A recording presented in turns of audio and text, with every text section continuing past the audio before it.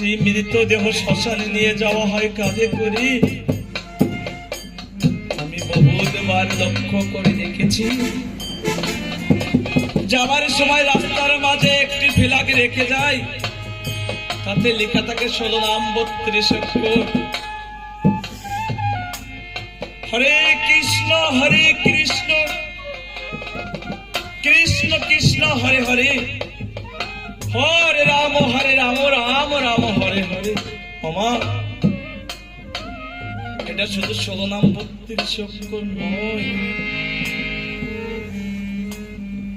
যখন আমরা কাঁধে করে নিয়ে যাচ্ছি, যে ফ্ল্যাগটা মারা হইল, তখন ওই কাঁধের ঠেকানো আসবে বলে, ওরে পতি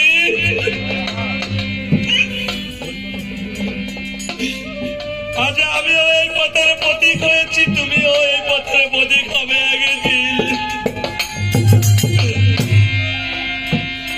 তাই আজ আমি এই পথ নির্দেশনা করে দিয়ে যাচ্ছি, তুমিও এই পথে একদিন আসবে।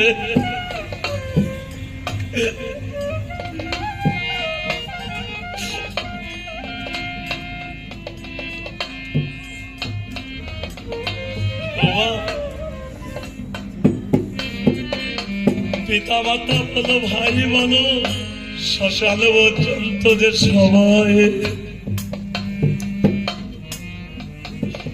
যখন এই সুন্দর দেহটা দাহ করা হয়ে যাবে, ওই চিতার মাঝখানে একটি পূর্ণ কলসি রেখে ওই লোহার দণ্ড দিয়ে কলসিটিকে ছিদ্র করে দেবে। সেদিন দয়াল দীনবন্ধু রামে ডেকে ডেকে বলছে, ওরে পতি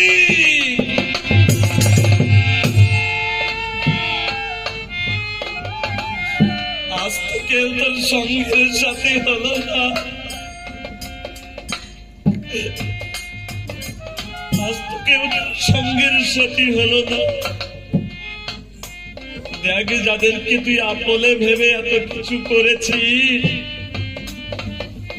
দেখ না, পূর্ণ কলসিটি ভেঙে দিয়ে কেউ আর পিছনে ফিরে থাকাল।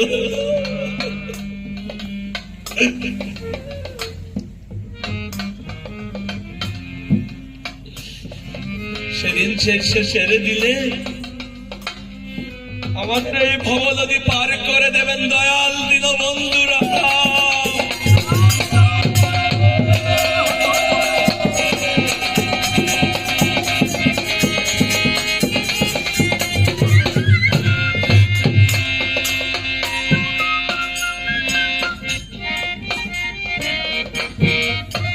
ভক্ত মন্ডলী,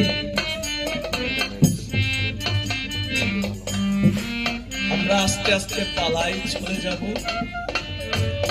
আজকে যে পালাটা এখানে উপস্থাপন করা হবে, অশ্বমেধের যজ্ঞ, যজ্ঞ বাড়িতে এই যজ্ঞ হবে। যাই হোক সতী ভক্ত মন্ডলী, পালা যে কিছুই নয়। আমি কিন্তু কোন তত্ত্ববিদ নই যে তত্ত্ব দিয়ে বোঝাবো পালা কাকে বলে। পালা তো দুইটা। যদি বলা হয় কেন পালা দুইটা, ওমা, এক আসার পালা, দুই যাবার পালা, বলো হরি।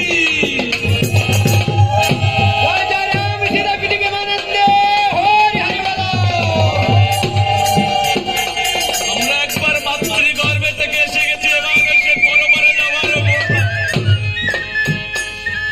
তাই